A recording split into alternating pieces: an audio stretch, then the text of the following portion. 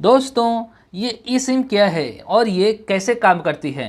दोस्तों, अभी हाल ही में हमें गैलेक्सी नोट 20 सीरीज़ के अंदर ई सिम का सपोर्ट देखने को मिला है और पिछले कुछ सालों से हमें एप्पल के फ़ोन्स के अंदर भी ई सिम का सपोर्ट देखने को मिल रहा है।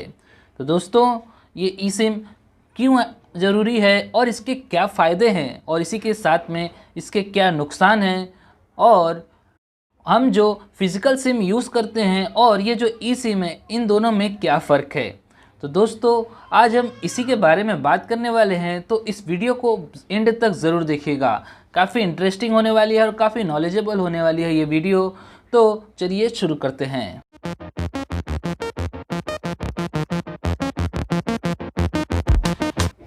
तो दोस्तों, ई सिम की जो शुरुआत हुई थी भारत में, वो हुई थी 2016 में। लेकिन उस समय इसका इस्तेमाल सिर्फ स्मार्ट वॉच में किया गया था। लेकिन बीते 1-2 साल में लॉन्च हुए आईफोन के कुछ मॉडल्स और गूगल पिक्सल स्मार्टफोन में भी ई सिम का सपोर्ट दिया गया है।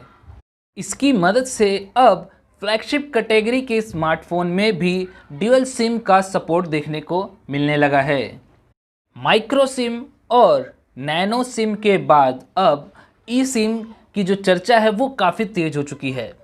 जब ज़्यादातर कंपनियां लंबे समय से ड्यूअल सिम सपोर्ट करने वाले स्मार्टफोन बना रही हैं, उस समय भी एप्पल के कुछ आईफोन्स में हमें सिंगल सिम का सपोर्ट देखने को मिलता है।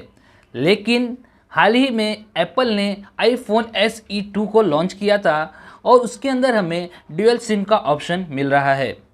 लेकिन नॉर्मल मोबाइल्स की तरह इसके अंदर हमें दोनों सिम फिज़िकल सिम्स नहीं देखने को मिलते हैं। इसमें एक सिम तो नॉर्मल मोबाइल्स की तरह ही फिज़िकल सिम लगता है और दूसरा ई सिम होता है। तो चलिए आपको बताते हैं कि क्या होता है ई सिम और ये कैसे काम करता है। तो दोस्तों, ई सिम को एम्बेडेड सब्सक्राइबर आइडेंटिटी मॉड्यूल कहते हैं। ये एक ऐसी सिम होती है जिसे स्मार्टफोन बनाने वाली कंपनी फ़ोन के अंदर ही इंस्टॉल करती है। इसे आप किसी भी हालत में निकाल नहीं सकते। जैसे अभी आप स्मार्टफोन बदलते हैं तो पुराने फ़ोन से सिम निकालकर नए फ़ोन में लगा देते हैं, लेकिन ई सिम के साथ ऐसा नहीं कर सकते। हाँ, यह ज़रूर है कि आप दूसरा फ़ोन भी ऐसा है जिसमें ई सिम का सपोर्ट दिया गया है, तो आप अपने उसी नंबर को नए फ़ोन में एक्टिवेट करा सकते हैं। चलिए थोड़ी और आसान भाषा में इसे समझने की कोशिश करते हैं। जैसे कि पहले गाने, वीडियो और फ़ोटो को स्टोर करने के लिए मेमोरी कार्ड का इस्तेमाल किया जाता था, लेकिन देखते देखते नए स्मार्टफोन के अंदर ही मेमोरी कार्ड जैसी स्टोरेज दी जाने लगी। अब अलग से मेमोरी कार्ड की इस्तेमाल की ज़्यादा ज़रूरत नहीं पड़ती है। ठीक उसी तरह जैसे आप अपने फ़ोन के अंदर कोई एक फ़िज़िकल सिम कार्ड लगाते हैं, तो ठीक उसी तरह ये जो ई सिम है, ये हमें फ़ोन के अंदर ही लगा हुआ मिलता है। दोस्तों, आप किसी भी नंबर को ई सिम में बदल सकते हैं। जैसे कि आप कोई अभी नंबर इस्तेमाल कर रहे हैं, तो आप उस नंबर को भी ई सिम में बदल सकते हैं। इसके लिए आपको अपने नेटवर्क प्रोवाइडर यानी कि कंपनी जैसे कि जियो और एयरटेल को कॉल या मैसेज करना होगा।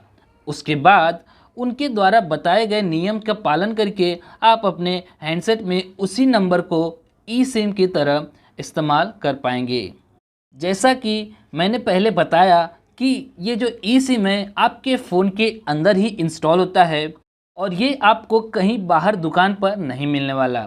तो ऐसा मान लीजिए कि आपके पास कोई ई सिम वाला फ़ोन है और आप पहले से ही कोई नंबर इस्तेमाल कर रहे हैं, तो आपको नंबर बदलने की ज़रूरत नहीं होगी, बल्कि आपका वही नंबर ई सिम में बदल जाएगा।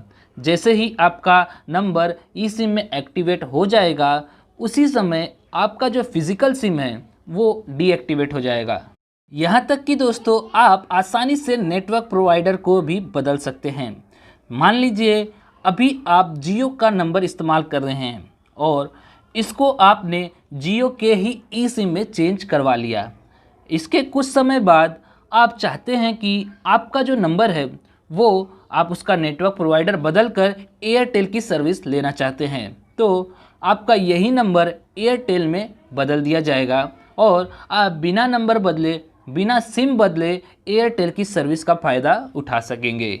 तो दोस्तों अब उम्मीद करता हूँ कि आप ई सिम के बारे में जान गए होंगे।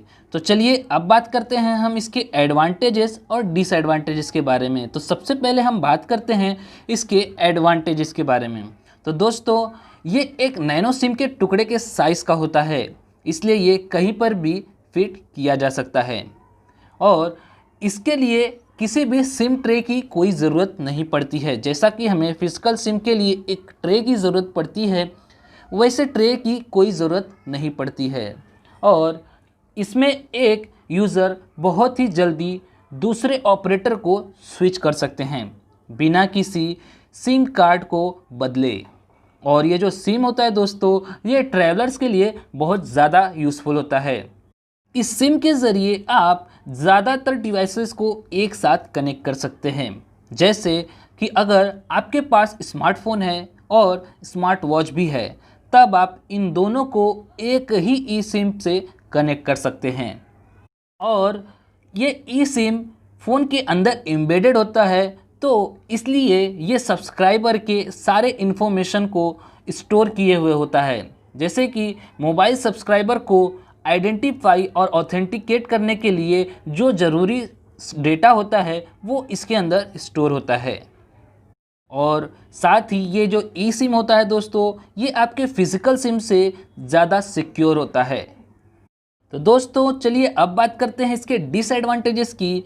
तो दोस्तों अगर आपके पास बहुत सारे डिवाइसेस हैं और आप अपने ऑपरेटर्स रेगुलर इंटरवल में बदलते रहते हैं, तब ये आपके लिए थोड़ा कन्फ्यूज़न पैदा करेगा, क्योंकि अगर आपके सभी डिवाइसेस कनेक्टेड है तब इसे बदलने में कन्फ्यूज़न आ सकती है।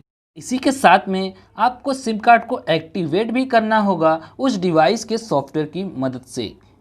आप जैसा कि पहले किया करते थे, पुराने सिम कार्ड को निकाल करके नया सिम कार्ड लगा देते थे, आप वैसा नहीं कर सकते।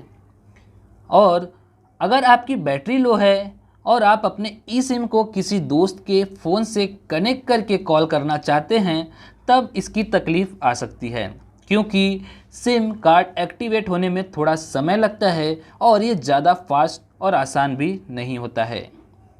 ई सिम को एक्टिवेट करने के लिए आपको ऑपरेटर से कांटेक्ट करना होगा और उनके द्वारा भेजे गए यूज़र आईडी और पासवर्ड को एंटर कर के ही आप सिम कार्ड को एक्टिवेट कर सकते हैं। दोस्तों ये थे इसके कुछ डिसएडवांटेजेस। दोस्तों आने वाले समय में ई सिम पर लोगों का भरोसा बढ़ जाने के बाद स्मार्टफोन बनाने वाली ज़्यादातर कंपनियां फिजिकल सिम को लगाने वाले सिम कार्ड स्लॉट को पूरी तरह से हटा सकती हैं। इससे फ़ोन को और ज़्यादा वाटरप्रूफ बनाने में मदद मिलेगी।